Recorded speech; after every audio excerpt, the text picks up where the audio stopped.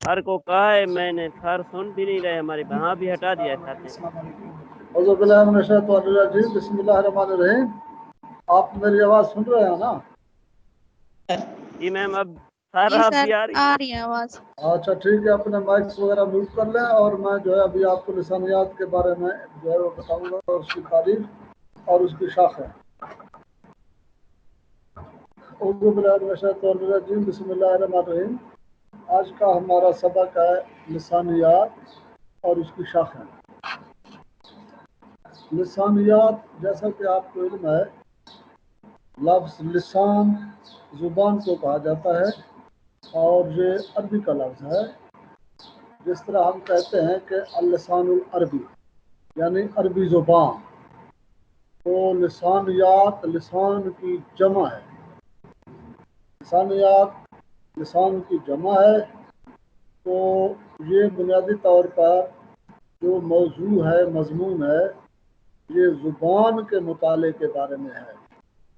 ویسے تو ہم پڑھتے آ رہے ہیں کہ اردو، جس میں مختلف ادبیات ہیں، اس میں اردو ادب کی تاریخ ہے، اردو نظم ہے، اردو نثر ہے، اردو ڈرامہ ہے، ناول ہے، اور شارٹ سٹوری ہے، سفر نامہ ہے، یہ سب اردو کی اصناف ہیں۔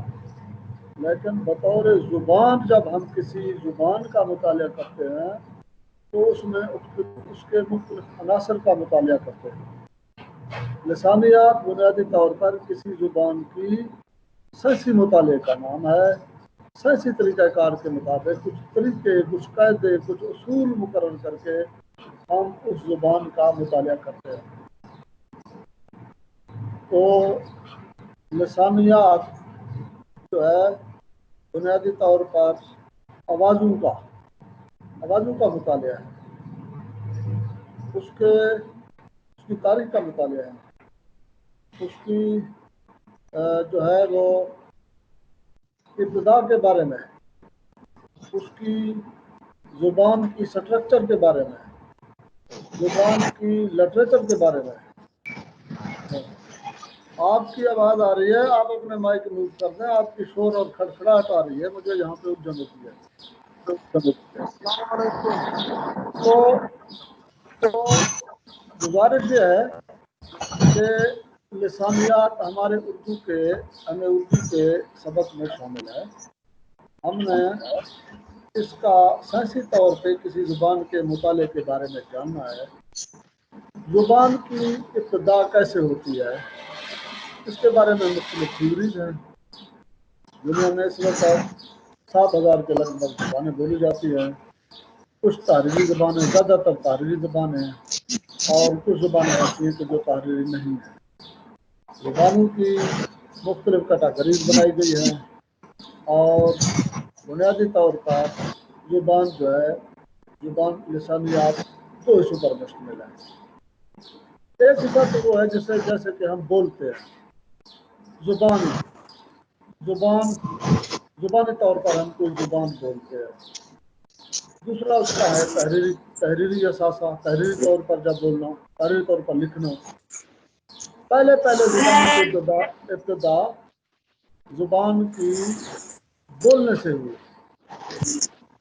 اور بولنے کی ابتدا کب ہوئی اس کے بارے میں کوئی کچھ نہیں کہہ سکتا۔ سائنسی طور پر اس کے بارے میں کوئی حتمی رائے قائم نہیں کی جا سکتی۔ مذہبی طور پر البتہ ہم یہ کہہ سکتے ہیں کہ جب حضرت آدم علیہ السلام کو اللہ تعالیٰ نے تخلیق کیا تھا، تو اس وقت سب سے پہلے اللہ تعالیٰ کا حضرت آدم علیہ السلام سے کلام ہوا تھا، اور پھر آدم علیہ السلام نے اللہ تعالیٰ سے بات کی اور فرشتوں سے بات کی۔ جب اس نے اللہ تعالیٰ نے آدم علیہ السلام کو تمام الفاظ سکھا دیے تھے، زبانی طور پر سکھا دیے تھے، تو جب ان سے پوچھا گیا کہ ان چیزوں کا نام کیا ہے، تو آدم علیہ السلام نے ان چیزوں کے نام بتا دیے تھے۔ لیکن زبان کی ابتدا صرف آدم علیہ السلام سے معلوم نہیں ہوتی، کیونکہ اس سے پہلے جو جنات تھے یا فرشتے تھے وہ بھی زبانیں بولتے تھے، اور وہ آدم علیہ السلام سے پہلے بولتے تھے۔ معلوم نہیں ہے کہ وہ کون سی زبانیں بولتے تھے۔ ہم تو یہ کہتے ہیں کہ عربی زبان، آدم علیہ السلام عربی زبان بولتے تھے، اور اس کے بعد زبانیں بدلی ہوئی، تبدیلی ہوتی رہی زبانوں میں، جغرافیائی طور پر لوگ بکھر گئے، دور دراز کے جزیروں میں، خطوں میں، بڑے اعظموں میں جا کے آباد ہوئے، صدہا سال گزرنے کے بعد زبانوں میں اختلاف پیدا ہوئے، اور آج دنیا میں تقریباً 7,000 زبانیں موجود ہیں زندہ حالت میں، اور دنیا میں بہت سی زبانیں مر بھی گئی ہیں۔ زبان کے مطالعے میں جو سب سے پہلی بات ہے، سب سے پہلی بات جو ہم آوازوں کے حوالے سے دیکھتے ہیں، کسی بھی زبان کو تحریر میں لانے کے لیے ان آوازوں کو مطالعہ کر کے ریکارڈ کیا جاتا ہے، اور ان آوازوں کے حروف ابجد یا لیٹرز جو ہے وہ بنا لیے جاتے ہیں۔ جس طرح کہ ہم اردو میں دیکھتے ہیں، ہمارے پاس 37 حروف ہیں، 37 حروف مفرد بنائے گئے، اور باقی جو 15-16 الفاظ ہیں وہ مرکب ہیں۔ تو ان حروف میں 37 حروف میں الف ایک آواز ہے، با یا بے ایک آواز ہے، پا یا پے ایک آواز ہے، پا یا تے ایک آواز ہے۔ اب اسی طرح ٹے ہے، سے ہے، جیم ہے، چیم یا چے ہے، ہے، خے، دال، دال، زال، رے، رے، زے، جوئے، سین، شین، سواد، زواد، توئے، زوئے، عین، غین، بے، کاف، کیاف، لاف، لام، میم، نون، واہ، ہے، الف یا حمزہ الف، یہ یا چھوٹی یہ یا بڑی یہ۔ اب یہ ساری آوازیں ہیں، یہ ریکارڈ کر لی گئی ہیں، اور ان کو بطور علامت ہم تحریر کی صورت میں لے آئے۔ یہ تحریر اردو میں پہلے نہیں لائی گئی ہے تحریر، یہ تحریر اس کی ابتدا ہمیں عربی میں نظر آتی ہے، عربی کے حروف میں، اس کے بعد فارسی میں یہ حروف بنائے گئے، فارسی سے پھر اردو میں یہ حروف لیے گئے، اور کچھ مقامی طور پر ہندی حروف کو بھی اردو کے حروف میں یا آوازوں میں شامل کیا گیا۔ اس طرح اب اردو کے 37 حروف جو ہے وہ ہم بطور حروف تہجی استعمال کرتے ہیں۔ یہ بنیادی طور پر آوازیں ہیں، انہی آوازوں کے بنیاد پر ہم زبان بولتے ہیں، اور یہ زبان اس قدر وسیع ہے، اس قدر اس میں تخلیقیت ہے، اس قدر اس میں پروڈکٹیوٹی ہے کہ ہم انہی حروف کی مدد سے، ان آوازوں کی مدد سے ہزاروں جملے بول سکتے ہیں، لاکھوں جملے بول سکتے ہیں، اور ایسی ان گنت تحریریں ہم لکھ سکتے ہیں جن کو بعد میں آنے والے لوگ پڑھتے ہیں اور مطالعہ کرتے ہیں۔ یہ زبان کی خاصیت ہے۔ اب یہ آوازیں ہر زبان کی مختلف ہیں، ہر زبان کی مختلف ہیں، ہر جو ہے نا جی زبان کے حروف تہجی یا لیٹرز وہ مختلف ہیں۔ انگریزی کے دیکھیں اس کے 26 ہیں، وہ اس کے کم ہیں آوازیں، اور اس لیے اس میں زیادہ جو ہے نا جی وہ آوازوں کو ریکارڈ کرنے یا کیپچر کرنے یا ان کے ابلاغ کرنے کی اس میں استعداد نہیں ہے۔ وہ دو لفظوں کو جوڑ کر آوازوں کی کمی کو پورا کرنے کی کوشش کرتے ہیں۔ اس لیے ہم یہ کہہ سکتے ہیں کہ اردو بنسبت انگریزی کے آوازوں کے اعتبار سے زیادہ وسیع ہے، زیادہ جامع ہے، کیونکہ یہ زیادہ آوازوں کو ریکارڈ کرنے کی صلاحیت جو زبان رکھتی ہے۔ اگرچہ یہ زیادہ صلاحیت رکھتی ہے، مگر ہم دیکھتے ہیں اس وقت عالمی طور پر انگریزی کا چلن اردو سے زیادہ ہے۔ وہ ان زبان کے بولنے والوں پر منحصر ہے کہ وہ اس کی کس قدر آبیاری کرتے ہیں، کس قدر اسے پالتے پوستے اور پرورش کرتے ہیں، کس طرح اس سے محبت کرتے ہیں، اور اس کی ترویج کے لیے کس قدر وہ کوشش کرتے ہیں۔ جو قومیں اپنی زبان کو اہمیت دیتے ہیں وہی زبان ترقی کرتی ہے، اور جو قومیں اپنی زبان کو اہمیت نہیں دیتی وہ زبانیں पसमानदा होकर बिलाखिर मादूम हो जाती हैं और वो डेड लैंग्वेजेस में उनका शुमार होना शुरू हो जाता है। उर्दू इस स्टेज पर तो नहीं है, उर्दू प्रोग्रेसिव है और इसका बहुत सारा लिटरेचर आ चुका है और आ रहा है।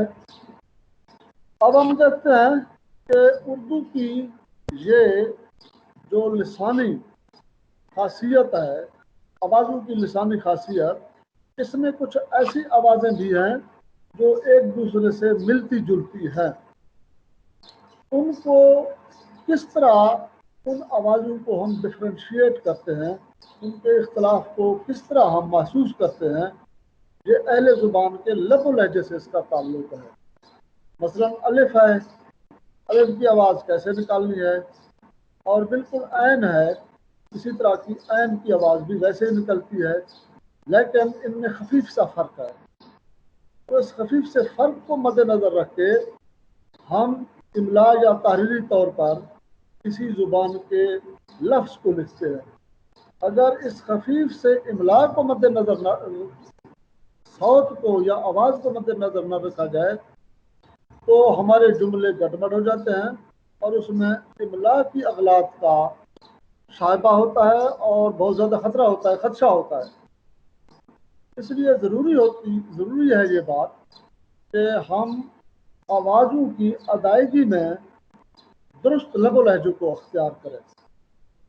और इसी तरह ते है, तोय है, ते की आवाज़ का निकालना और तोय की आवाज़ का निकालना, अगर इनको एक ही जैसे आवाज़ से हम निकालें तो फिर तो कोई भी शख्स किसी भी तरह का लफ्ज़ लिख सकता है। मसलन अगर हम इन ते और तोय की आवाज़ को रोमन में लिखें तो फिर तो टी से लिखते हैं, मगर हम टी में टी को ते के तौर पर नहीं बोल सकते क्योंकि वो टे की आवाज़ भी देता है।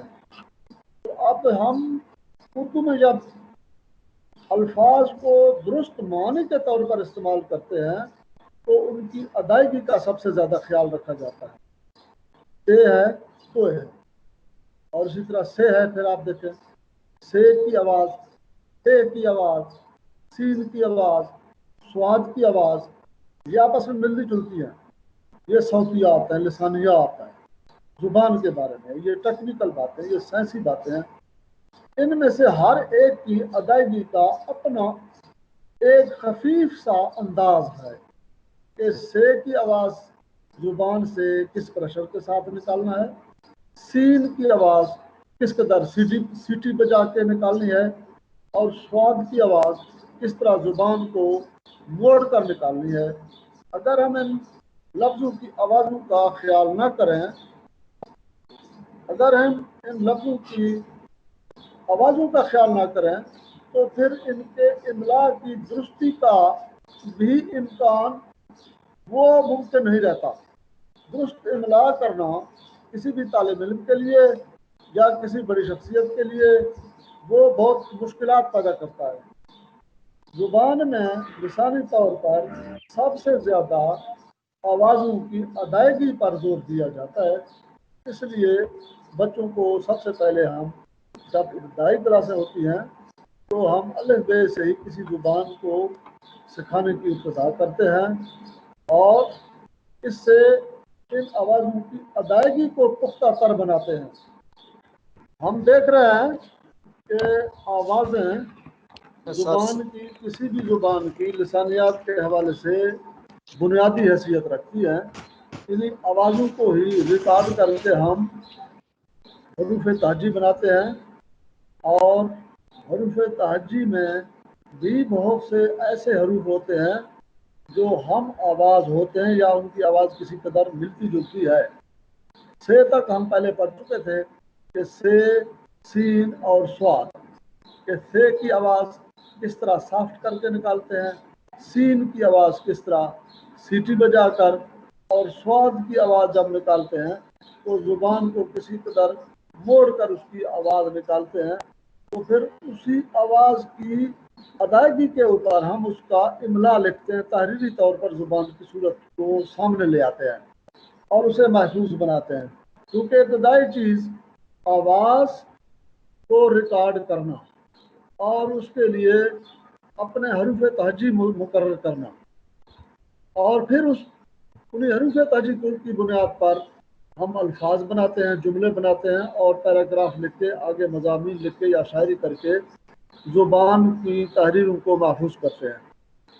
जब तक हम इन आवाज़ों की फ़र्क को नहीं जानेंगे तो हम किसी की बात को भी सही तरीके से ना समाअत कर सकते हैं, ना सुन सकते हैं, ना अपनी बात को किसी तरह सही तरीके से दूसरे तक इबलाग कर सकते हैं और उसे सुना सकते हैं और वो उसे सही तरीके से समझ भी नहीं पाता। अब हम से, सीन, स्वाद से आगे इस किस्म की और हम आवाज़ हरूफ को देखते हैं उर्दू के, जिनको बतौर अलामत, बतौर निशानी तहरीर के लिए मुंतखब किया गया है। अहले इल्म ने, ज़ुबान दानों ने जो मुकर्रर किया है हमारे लिए, वो है ज़े, गाल, ज़ोए, ज़्वा। ये 4 अल्फाज हैं, 4 हरूफ हैं। ये 4 हरूफ बुनियादी तौर पर एक जैसी आवाज़ बज़ाहिर नज़र आती है, लेकिन इनके अदा करने वाले अहले ज़ुबान इनमें खफीफ से फ़र्क के साथ इनको अदा करते हैं। तो सुनने वाला उस खफीफ सी आवाज़ को मुशाहिदा करके दुरुस्त लफ्ज़ रिकॉर्ड करता है और लिख लेता है। अगर सबकी एक जैसी आवाज़ निकाली जाए तो फिर गलत इमला और गलत तहरीर के मुरवज होने का इम्कान होता है।